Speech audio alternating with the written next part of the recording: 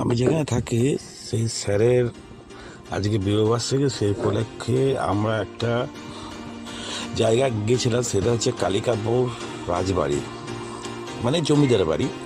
বিশাল area, এখানে দুর্গা পুজো হয়।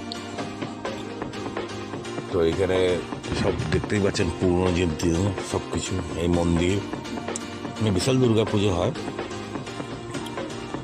তো আমরা দেখছি গেট লক, তো লোককে ফোন করা আছে, ও আসবে, খুলবে। তো আমি সেই সুযোগে একটুখানি ছবি তুলে নিলাম।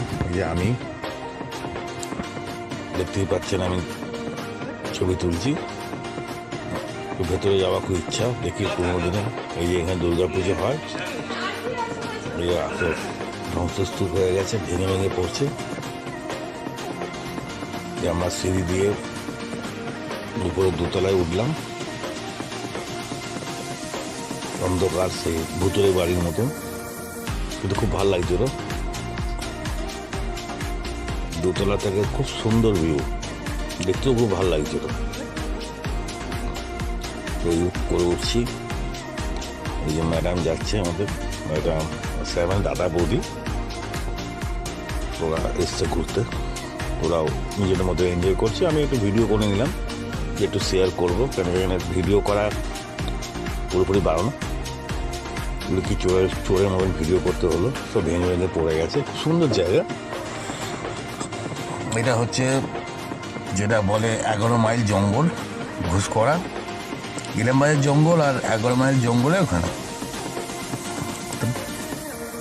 এদিকে ঘুষকরা যাওয়া যায়, আবার এদিকে পালাগড় হয়ে বর্ধমান ব্যাক করা যায়। দুদিকেই রাস্তা আছে। তো উপরে ঘুরতে ঘুরতে ছবি তুলছিলাম, খুব সুন্দর, ভালো লাগছিল বেশ। এগুলো সব ভেঙে পড়ে গেছে, আমার নিশ্চয়ই ছাদ ফাদ ছিল কিছু একটা। দুর্গা মন্দিরটা দেখা যাচ্ছে, এখানে এখনো পুজো হয়। তো এটা এখনো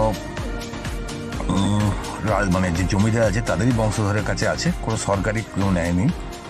এই যে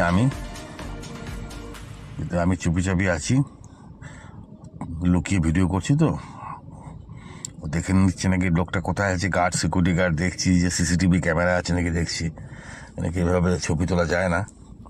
ওই যে হাই করলাম আর চুপ করে থাকতে বললাম, চুরি করছি, তো চুরি করে ভিডিও করছি সেই জন্য। তো যাই হোক, ঘুরছিলাম, দেখছিলাম, ভয়ও লাগছিল, ভুতুরে বাড়ির মতন, যেটা ভূত বাংলা হয় সেরকম। এই যে উপর থেকে ভিউটা, পুরো জায়গাটা ছবি তুলেছি। আমি যেখানে দাঁড়িয়ে আছি এই জায়গাটা যতদূর মনে হয়, যেটা এখানে সিকিউরিটি গার্ড থাকতো ওদের উপরে।